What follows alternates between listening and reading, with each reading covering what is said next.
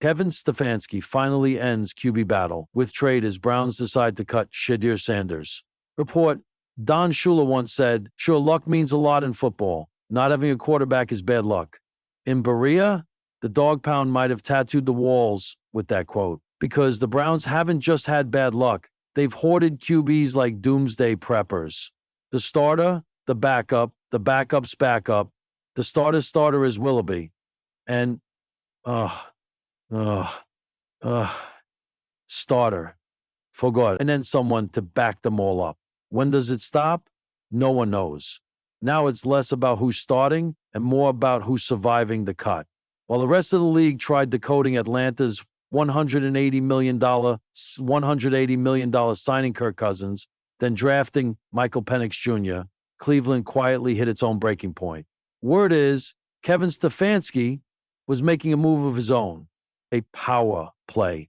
And this time, the Browns finally spun off their four-man QB carousel. How? By going back to the future. This move comes after Cousins admitted he had been a little bit misled on Netflix's quarterback and would have reconsidered leaving Minnesota if he'd known the Falcons were already eyeing his replacement. His shoulder injury, his benching, and that not-so-subtle bluff from the Falcons, "We're fine with Cousins," backing up Penix, only added fuel. So a trade is reportedly in place to bring Kirk Cousins to Cleveland, reuniting him with Stefanski, the coach who helped unlock Cousins' best statistical seasons back in Minnesota. 16 months after Cousins signed that massive 4-year deal with Atlanta, only to be blindsided by the Penix pick at no 8, that shock clearly lingered. Now he's on the move. Again. But this time, to a roster with more immediate urgency than confusion. The Browns don't just need a QB, they need a grown-up under center. They have talent everywhere else. Myles Garrett is still wrecking games. Joe Bitonio is still anchoring the line. And David Njoku is still a nightmare in space. But behind center, a revolving door. Joe Flacco is supposedly QB1 at this point. Kenny Pickett is still trying to convince people he's more than a Pittsburgh mistake. Dylan Gabriel and Shedeur Sanders are raw. Point is, Cleveland couldn't afford to waste this season trying to choose between washed, wobbly, and way too young.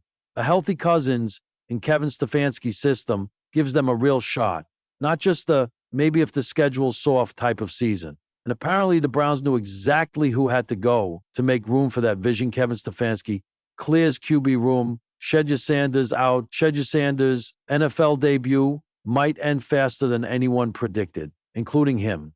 Per reports, the Browns could part ways with the rookie QB just months after selecting him in the 5th round. That's right. The same guy who had the pre-draft buzz, the NIL hype, and the primetime surname is now being treated like an option in Cleveland. In turn, why? Fit, timing, roster math. The Browns reportedly never viewed Shedeur as anything more than a value pick, someone Kevin Stefanski passed on multiple times before it was still on the board. Temptation won out. Adding Gabriel Shedeur, who was taken 2 rounds earlier, plus the veterans, plus the now arriving Kirk Cousins, and suddenly Shedeur becomes surplus. NFL trade rumors suggest the Browns considered trading him before simply opting to cut bait.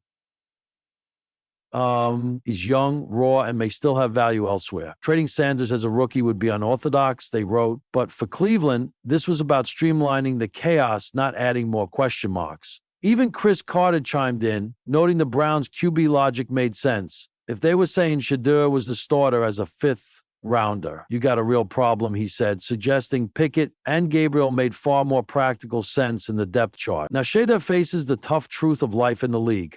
Name recognition gets you drafted, but it won't keep you employed. Not if Kevin Stefanski already found his guy, and his guy just so happens to be the one who once made him look like a genius in Minnesota. For months, Cleveland Browns head coach Kevin Stefanski had balanced a delicate QB battle that teetered between promise and pressure, between experience and youth. But as the smoke cleared in Berea, Ohio, the headline hit like a thunderclap across sports networks. Kevin Stefanski ends QB battle with trade as Browns decide to cut Shedeur Sanders' report. It was a decision no one truly expected, yet perhaps one everyone should have seen coming. Chapter 1. The promise of prime Shedeur Sanders arrived in Cleveland with more than just a name. He brought electricity. The son of NFL legend Deion Primetime Sanders, Shedeur was as much a brand as he was a quarterback. A fifth-round draft pick in a class thick with hype, he had slipped further than many anticipated.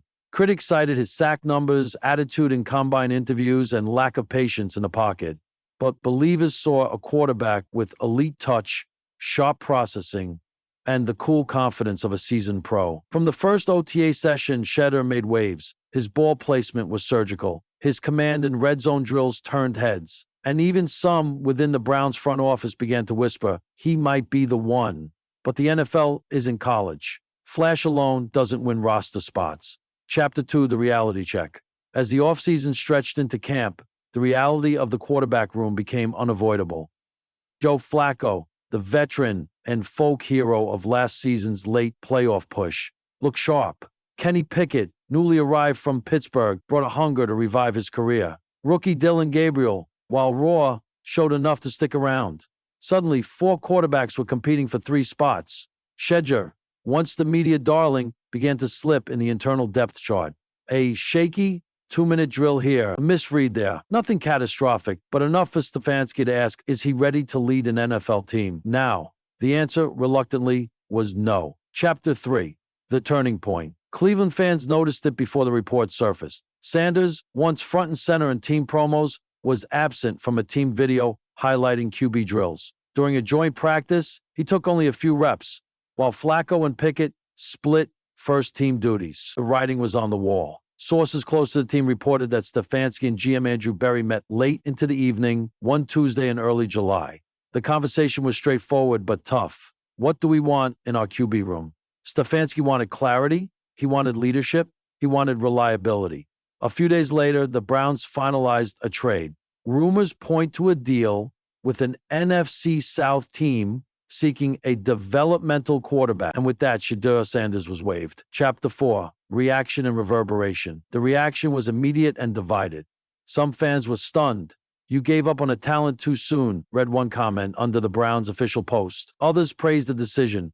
Flacco is the now. Pickett is the bridge. Shedeur was the gamble.